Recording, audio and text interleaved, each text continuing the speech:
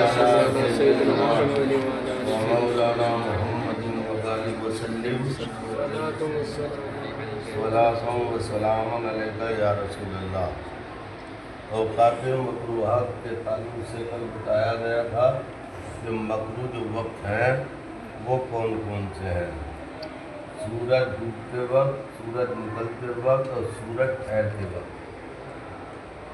سورج جب نکل رہا تو اسے طلوع آفتاب کہتے ہیں، 20 منٹ کا وقت، اور سورج جب بالکل رکا ہوا ہو، ٹھہرا ہوا ہو، تو وہ 40-50 منٹ کا وقت زوال والا جسے کہتے ہیں، اور پھر ڈوبنے والا وقت وہ 20 منٹ کا ہوتا ہے۔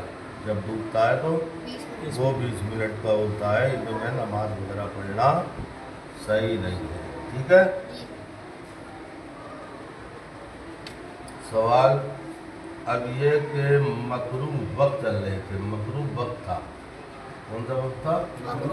مکروہ وقت تھا، اور اس میں جنازہ آیا، تو کیا نماز جنازہ اس وقت میں پڑھی جائے گی یا نہیں پڑھی جائے گی؟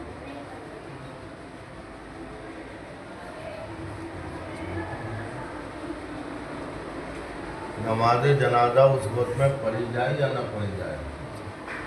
کون سے وقت میں؟ مکروہ وقت میں نماز جنازہ پڑھنا کیسا ہے؟ اگر مکروہ وقت میں جنازہ لایا گیا، مکروہ وقت چل رہا تھا اور جنازہ اسی وقت لایا گیا، تو مسئلہ جو ہے وہ یہ ہے کہ اسی وقت پڑھیں، کوئی کراہت نہیں، اسی وقت پڑھ لیں، کوئی کراہت نہیں۔ یہ جو عوام میں مشہور ہے جنازہ اس وقت نہیں پڑھا جائے گا،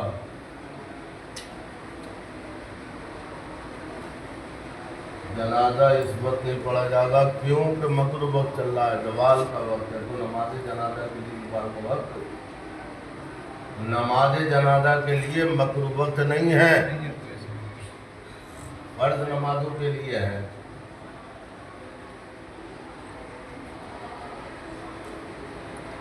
کراہت اس صورت میں ہے کہ پہلے جنازہ تیار موجود ہے، پہلے جنازہ تیار ہے، موجود ہے، اور مکروہ وقت بھی نہیں ہے، اور تاخیر کر لی، وہ لونڈے کی بو آ رہی ہے، رک جاؤ ذرا تھوڑی دیر رک جاؤ، ارے وہ آدمی ایک اور آ رہی ہے، رک جائیے، وہ محلے کی 2-4 عورتیں بھاگی چلی آ رہی ہیں، ذرا رک جائیے۔ تو مکروہ صحیح وقت تھا لیکن مکروہ وقت کر لیا، انتظار میں مکروہ وقت کر لیا، تو اس حالت میں جو ہے یہ جو تاخیر کی گئی ہے، اور تاخیر کی گئی ہے کہ یہاں تک وقت مکروہ آ گیا، تو اسی وقت پڑھیں، اور کراہت نہیں۔ کراہت اس صورت میں کہ پہلے سے جنازہ موجود تیار تھا اور تاخیر کی گئی یہاں تک کہ وقت مکروہ آ گیا، تو اس میں جو ہے کراہت ہے۔ اور یہ مسئلہ کون کون سی کتابوں میں ہے کہ جنازہ جس وقت لایا جائے اسی وقت پڑھ لو۔ فتاوی رضویہ جلد نمبر 2 صفحہ نمبر 358، باب الاوقات۔ اور یہ دوسرا والا کہ وقت مکروہ آ گیا اور ایسا کرنا مناسب نہیں ہے، یہ فتویٰ ہے بہار شریعہ جلد نمبر 1، سمجھ گئے؟ اور صفحہ نمبر 54، 4 نمازوں کے وقتوں کا بیان۔ سوال ان مکروہ وقتوں میں قرآن شریف پڑھنا کیسا ہے؟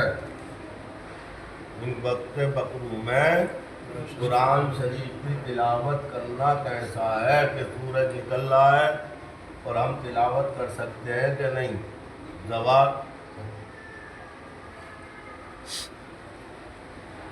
اور سورج سوا نے جب یہ زوال کا وقت ہے تو قرآن پڑھ سکتے ہیں کہ نہیں؟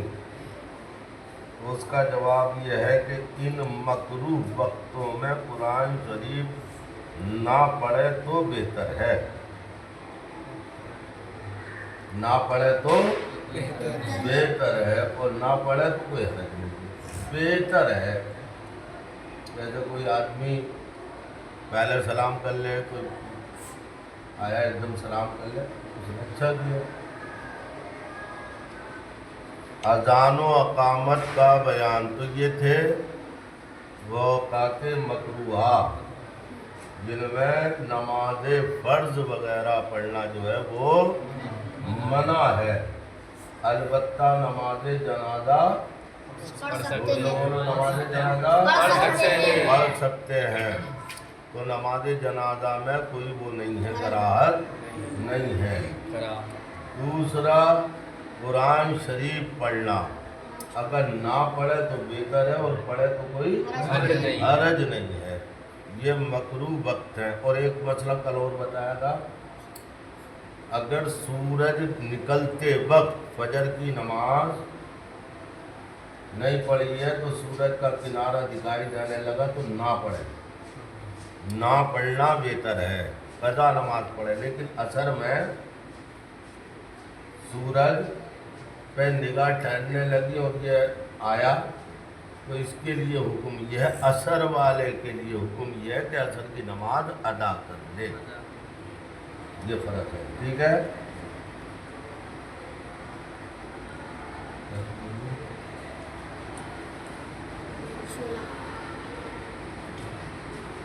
اب ان اوقات مکروہہ کو سمجھنے کے بعد اور وقت کون کون سے ٹائم میں شروع ہوتے ہیں، اب نماز سے پہلے آتا ہے اعلان۔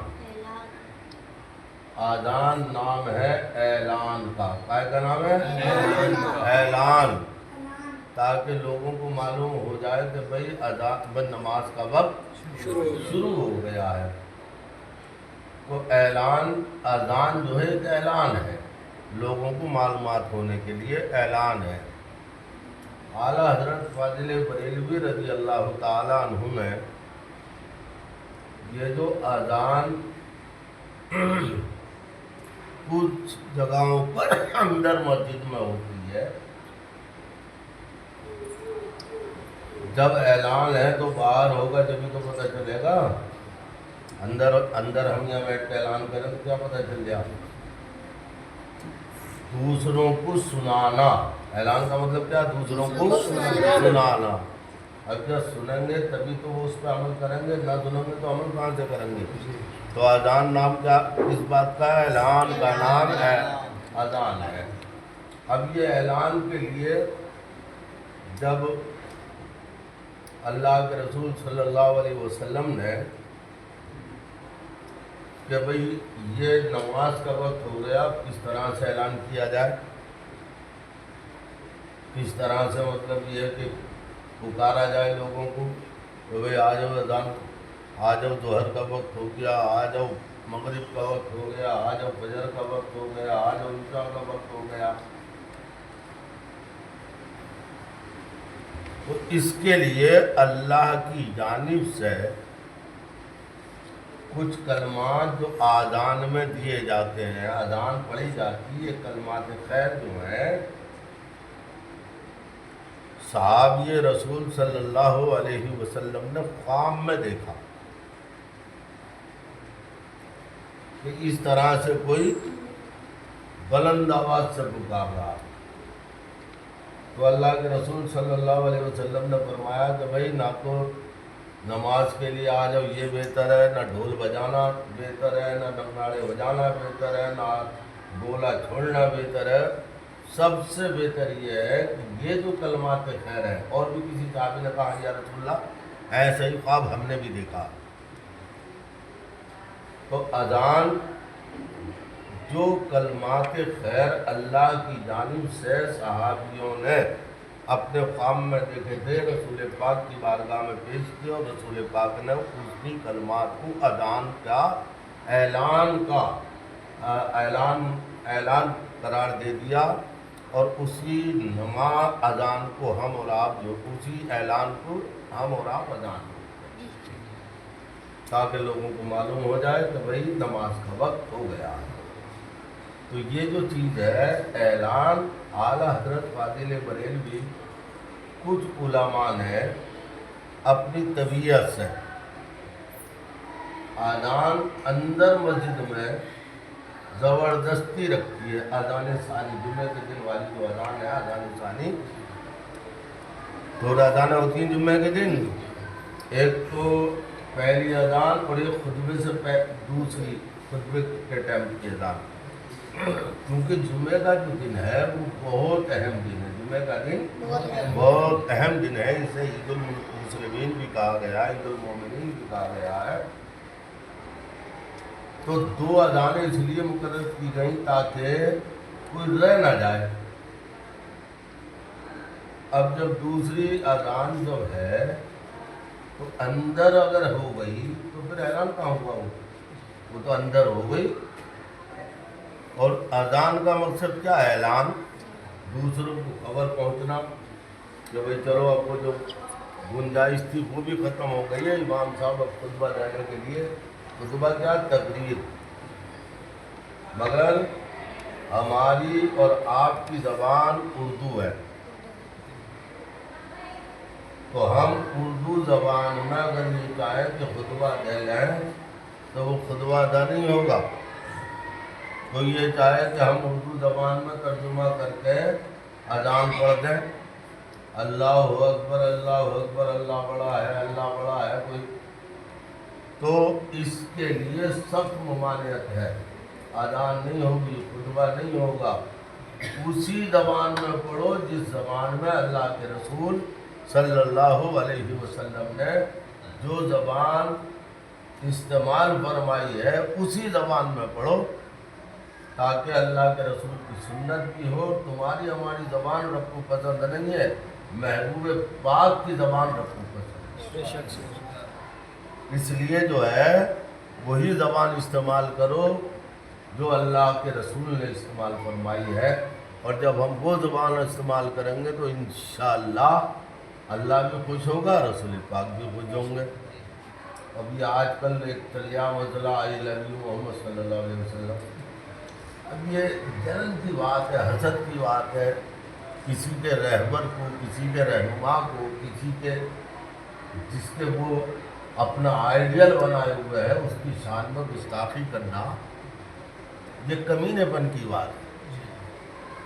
کسی رہبر رہنما، ہمارے نبی صلی اللہ علیہ وسلم نے بڑا پیارا قانون دیا صلی اللہ علیہ وسلم کو، معلوم ہوا کوئی صحابی کسی کو جھوٹے خداؤں کو برا ٹھہرا، جھوٹے خداؤں کو، تو اللہ کے رسول نے فرمایا خبردار کسی کے جھوٹے خدا کو تم برا مت کہو۔ ممکن ہے وہ اپنے اندر کی آگ کی وجہ سے اپنی زبان سے آپ کے سچے خدا کو ہی برا کرے، تو ہمارے نبی تو انشاءاللہ سچے ہیں، سچے ہیں، محمد الرسول اللہ سچے ہیں، اور پوری دنیا میں ان کے چاہنے والے پوری دنیا میں موجود ہیں، پوری دنیا میں موجود ہے، اور ان کا جو قانون ہے وہ بھی پوری دنیا کے قانونوں سے لاجواب ہے۔ دنیا کے لوگ ان کے قانونوں کو چرا کر اپنے نام سے شائع کر رہے ہیں تاکہ ہمارا نام ہو جائے، اور اصل وہ قانون کس کا ہے؟ اللہ کے رسول صلی اللہ علیہ وسلم کا ہے۔ تو ابھی کیا، ابھی تو پوری دنیا آئی لو یو محمد بولے گی انشاءاللہ۔